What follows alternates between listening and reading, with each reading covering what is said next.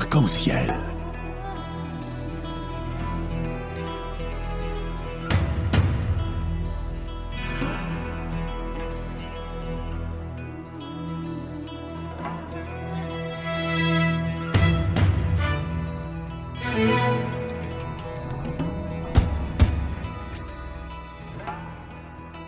Arc-en-ciel, chaque dimanche, actualité, culture, économie, société et animation festive.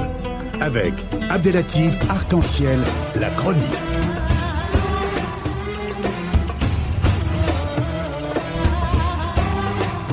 Mesdames et messieurs, retour au direct et nous sommes heureux d'être en ligne avec notre troisième intervenant sur le dossier du journaliste saoudien, Monsieur Bassam Tahan. Bonjour.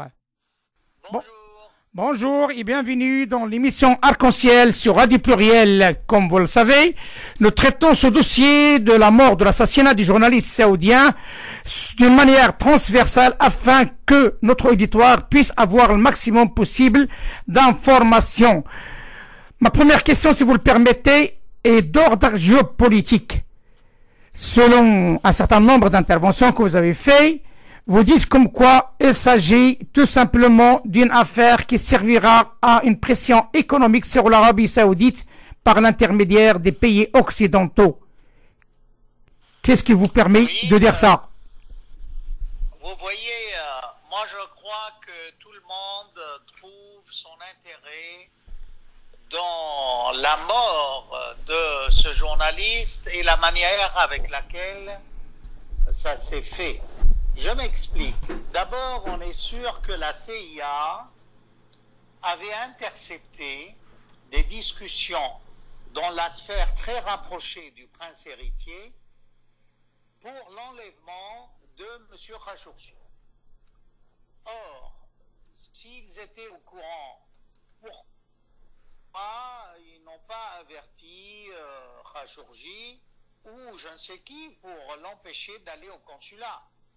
Maintenant, par ailleurs, on sait que si la CIA a intercepté ces discussions, il y a des services d'écoute très renommés dans le monde qui donc auraient pu également être au courant, être au parfum de ce qu'on préparait à ce journaliste, à savoir la Grande-Bretagne. Ils ont parmi les meilleurs services d'écoute du monde. Il en est de même des Israéliens et des Russes.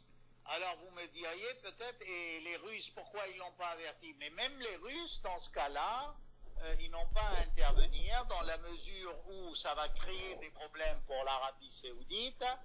Et du coup, peut-être que à ce moment-là, la Russie peut vendre des armes à l'Arabie Saoudite. Vous voyez, tout le monde trouve son intérêt. Les Américains vont essayer de soutirer plus d'argent. Il en est de même de l'Europe et notamment de la Grande-Bretagne parce que ce soit les États-Unis, la Grande-Bretagne ou la France, ce sont quand même de grands livreurs d'armes au Royaume saoudite. Donc, ils peuvent augmenter les prix. Ça va dans l'intérêt, ça c'est l'aspect économique, si vous voulez. Maintenant, passons à l'aspect politique. Mais politiquement parlant, ce Khashoggi était contre le transfert de l'ambassade américaine à Jérusalem. Il était contre le deal du siècle, ou l'affaire du siècle, comme on l'a appelé, c'est-à-dire une paix bon marché avec les Palestiniens et les Arabes. Et vous voyez, sur les grands dossiers du Moyen-Orient, c'était important pour eux que ce bonhomme disparaisse, d'autant plus qu'il avait fondé aux États-Unis le DAWN, c'est-à-dire Démocratie Now pour le monde arabe. Donc, il essayait de récolter des fonds, d'organiser un nouveau parti, un organisme qui lutterait, n'est-ce pas, contre les gouvernements en place. Donc, c'est pas dans l'intérêt de l'Occident en ce moment de renverser l'Arabie Saoudite, le pouvoir, j'entends, ou un autre. Donc, qu'il soit assassiné, ça a arrangé tout le monde. C'est dans la ligne de mire de ce que veulent justement les Occidentaux par rapport à ce pauvre monde arabo-musulman qui est gouverné par des gens irresponsables, que ce soit en Arabie Saoudite, que ce soit aux Émirats, vous voyez.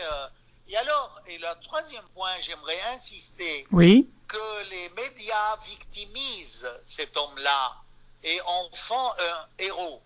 Or, la réalité n'est pas ça du tout, hein. C'était un homme très complexe. Moi, j'ai débattu avec lui au début de la guerre du Yémen. Il était pour la guerre du Yémen, pour s'opposer à l'Iran. Entre parenthèses, il ne portait pas les chiites en son cœur, hein. Il disait toujours que cet Iran doit être bombardé, cet Iran doit être rayé de la carte pour ses interventions dans le monde musulman. C'est pour ça qu'il s'opposait à Bachar el-Assad en Syrie. Et dans ce débat, qu'est-ce qu'il me racontait? Il me disait, après le Yémen, on va envoyer la coalition arabe, les avions, les blindés en Syrie pour vous débarrasser d'Assad. Alors je lui ai dit, mais écoutez, qui êtes-vous pour imposer au peuple syrien votre point de vue? Le peuple syrien, en gros, est pour Assad. Et il lutte, la preuve en est, c'est qu'il soit resté au pouvoir. Puis après, vous voyez, quand il n'a pas pu s'entendre avec le prince héritier MBS, le prince héritier de l'Arabie Saoudite, il s'est mis à dire il faut arrêter la guerre au Yémen, hein, mais ceci dit, il continuait à dire qu'il faut donner un nouveau souffle au printemps arabe. Alors, Monsieur Tahan, s'il vous plaît, un instant. Vous avez dit, et il n'a pas trouvé un terrain d'entente avec le prince héritier. Mais de quoi il s'agit réellement? Alors, au début, vous voyez, la politique du roi Abdallah, qui est mort, était de soutenir les printemps arabes. Puis, au bout d'un moment, avec l'évolution de ce printemps maudit, je dirais, le royaume saoudite a découvert que finalement, ces islamistes, que ce soit Al-Nusra, Daesh et les autres, avec les je ne sais combien de groupes terroristes, pourraient s'opposer au royaume saoudite. C'est-à-dire que les frères musulmans, qui sont un peu diamétralement opposés au wahhabisme, qui est la doctrine officielle, comme vous le savez, de l'Arabie saoudite, ces frères musulmans pourraient entrer en concurrence avec le dogme fanatique des wahhabites. Pour moi, ils sont tous les deux fanatiques. Bon, mais quand Daesh a proclamé le califat, alors là, et les derniers discours du calife autoproclamé al-Baghdadi visaient à traiter les Saouds, vous savez, il disait les fils de singes, Bani Qurud, et qu'il faut les renverser. Or là, le wahhabisme ne prône pas un nouveau calife. Hein, il prône tout simplement un rigorisme et le pouvoir à la famille, à la sacro-sainte famille qui est née de l'union des Saouds avec Abdel Wahhab. Voyez-vous? Donc, quand Khashoggi a compris que le vent avait tourné et que le royaume saoudite ne voulait plus soutenir ce printemps arabe, il s'est dit, bon, moi je vais me tailler, passez-moi le terme, en Occident, et fonder un organisme pour relancer le printemps arabe, relancer l'islamisme. Parce que pour lui, voyez-vous, il y a deux choses importantes dans son idéologie.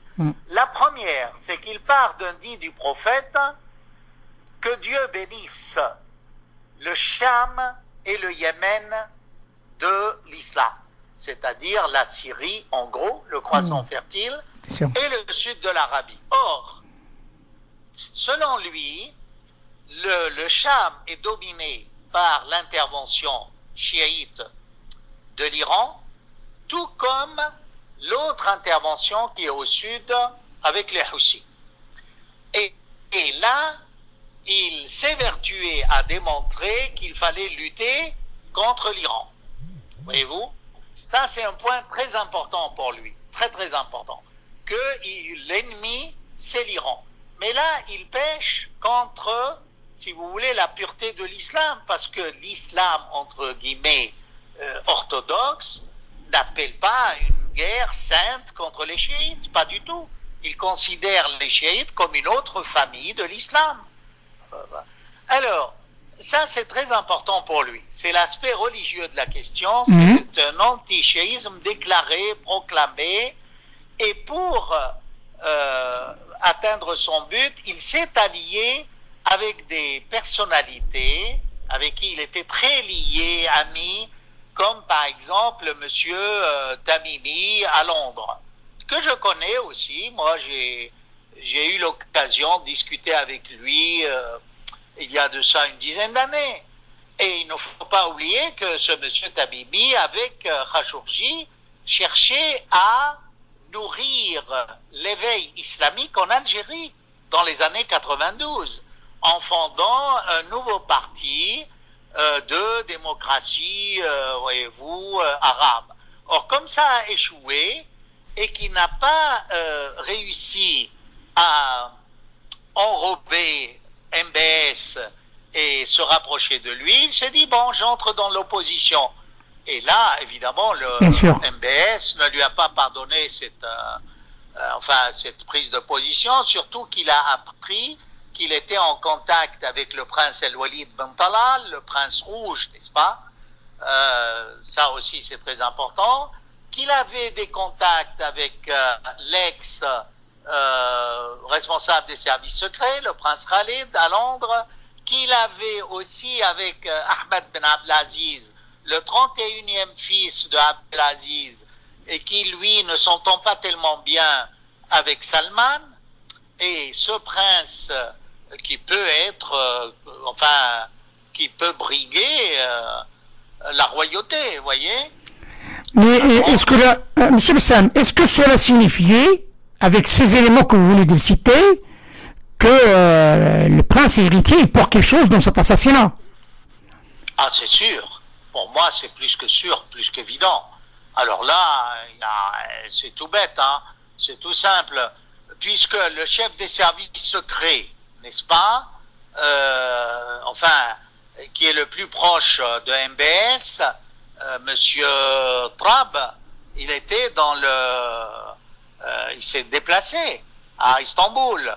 Et puis le médecin légiste également. Il y a au moins 5 personnes de l'équipe des 18 tueurs qui étaient, on sait quelles sont leurs fonctions.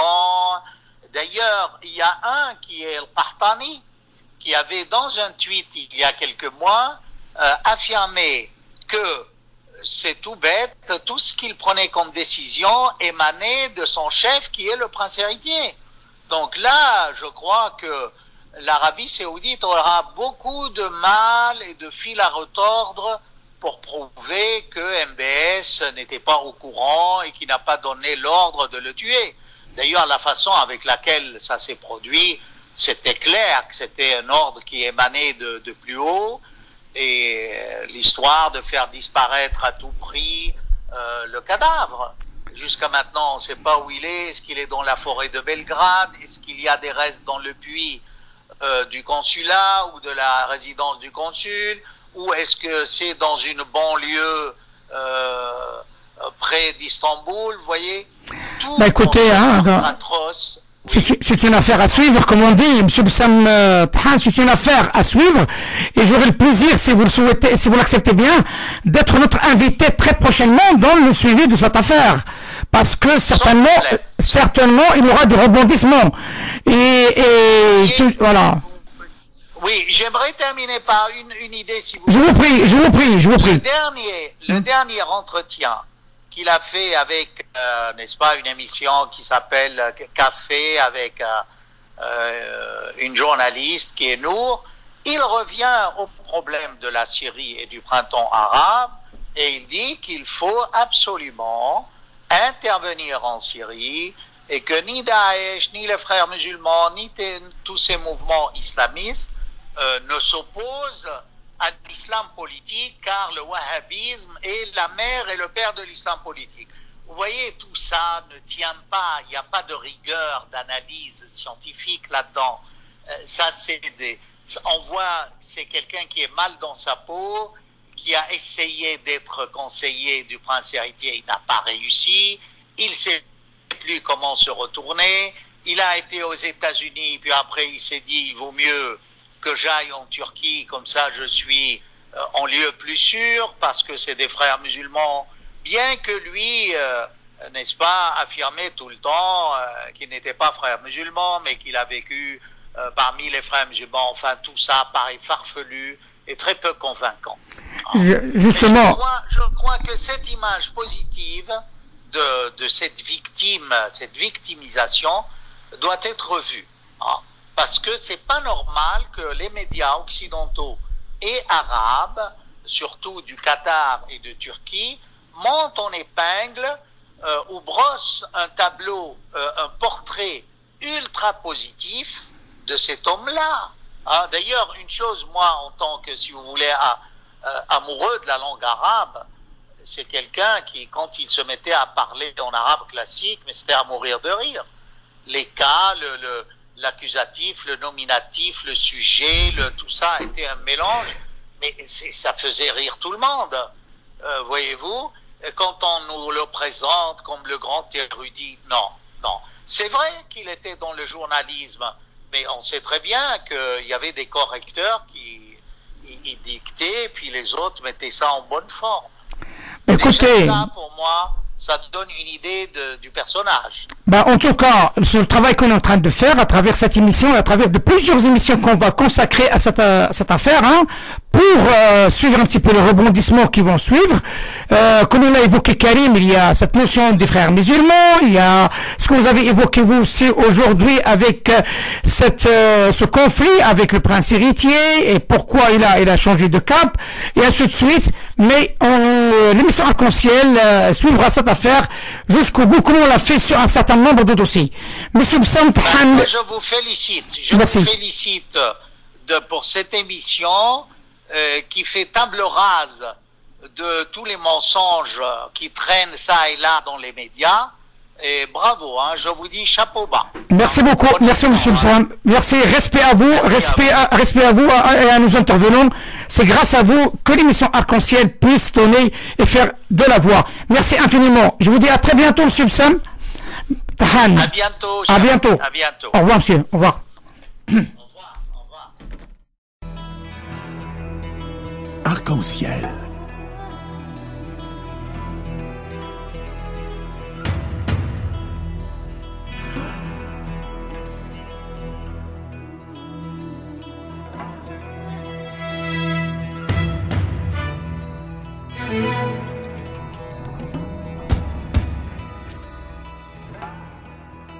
Arc-en-Ciel, chaque dimanche, actualité, culture, économie, société et animation festive.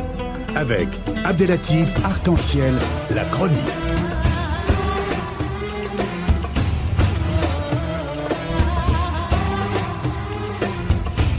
Arc-en-Ciel Info.